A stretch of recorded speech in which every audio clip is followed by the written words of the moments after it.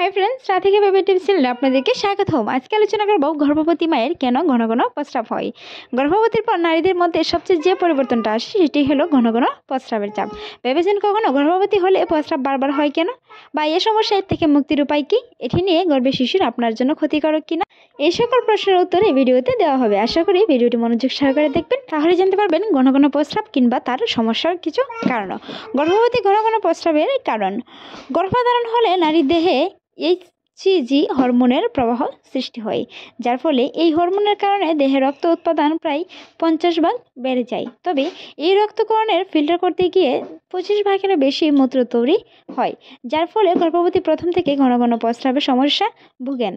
এটি নিয়ে তেমন দুশ্চিন্তার কোনো কারণ নেই। ঘন ঘন প্রস্রাবের আরেকটি গুরুত্বপূর্ণ কারণ হলো শিশুর ওজন ভার। শিশুটি ক্রমশ বড় হতে থাকলে তার ওজন বা তার গর্ভবতী মায়ের মূত্রথলিতে চাপ দিতে থাকে, যার কারণে এই মূত্রথলিতে অল্প একটু প্রস্রাব জমা হলেই সেটা বেরিয়ে আসতে চায়। মনে রাখবেন, ক্রমাগত শিশুটা যেমন বড় হচ্ছে তেমনি আপনার জরায়ু বড় হচ্ছে, যার কারণে গর্ভবতী মায়ের প্রস্রাবের চাপ আসতে পারে বারে। এতে দুশ্চিন্তার কোনো কারণ নেই। প্রথম 3 মাসে ঘন ঘন প্রস্রাব। প্রথম দিকে গর্ভবতীর ছোট্ট জরায়ু বড় হওয়ার শুরু হয়, কিন্তু এই জরায়ুর ভিত্তি প্রাথমিক অবস্থায় নিচের দিকে হয়ে থাকে। জরায়ু নিচে নামতে নামতে দেহের মূত্রথলিতে চাপ দেয় ও ঘন ঘন প্রস্রাব হয়।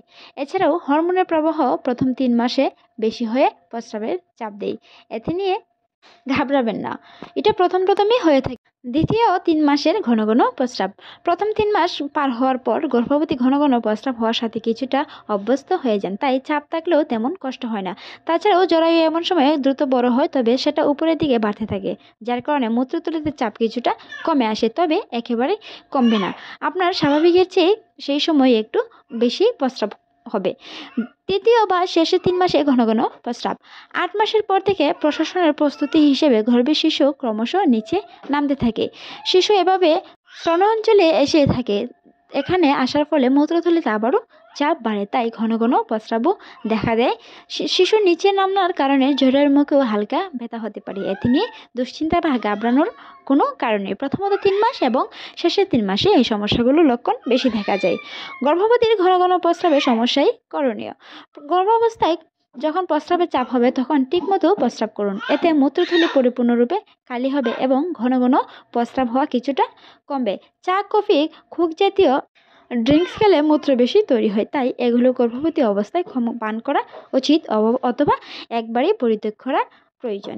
দিনের বেলায় ঘন ঘন প্রস্রাব হলে কোনো মতেই মানিয়ে চলা সম্ভব নয়, কিন্তু ঘুমের মাঝে বা রাতে বারবার প্রস্রাব চাপ গর্ভবতীর জন্য কতটা বিরক্তকর ও কষ্টদায়ক, তাই ঘুমানোর সময় অন্তত 2 ঘন্টা আগে থেকে পানি জাতীয় খাবার বা পানি কম খেতে হবে। এতে রাতে প্রস্রাবের জন্য চাপ কমবে, তাই বলে পানি খাওয়া একেবারেই কমিয়ে দিবেন না। গর্ভবতী মায়ের পানি খাওয়াটা অনেক গুরুত্বপূর্ণ। রাতে কম খেলেও দিনে বেশি পান করবেন পানি। একজন গর্ভবতী মা সাধারণত 8 থেকে 12 গ্লাস পানি পান করার নির্দেশনা দিয়ে থাকেন ডক্টররা। সেই সাথে প্রস্রাবের চিন্তা করে শুধু আপনি রাত্রে একটু পানি কম খেতে পারেন। কুকেল নামক ব্যায়ামটি গর্ভবতীর জন্য উপকারী, বিশেষ করে প্রস্রাবের সমস্যায়। এই ব্যায়াম করলে মূত্রনালী ও আশেপাশে পেশিতে নিয়ন্ত্রণ বেড়ে যায়, যার ফলে প্রস্রাব ত্যাগের মাত্রাকে আপনি নিয়ন্ত্রণ করতে পারবেন। এই ব্যায়ামটি দিনে 10 থেকে 20 করা যেতে পারে। গর্ভবতী পুরো সময়ে আপনার ঘন ঘন প্রস্রাবের চাপ থাকবেই, এটা নিয়ে দুশ্চিন্তার কারণ নেই। এ থেকে একেবারে মুক্তি পাওয়া সম্ভব নয় যতদিন আপনার ডেলিভারি না হচ্ছে।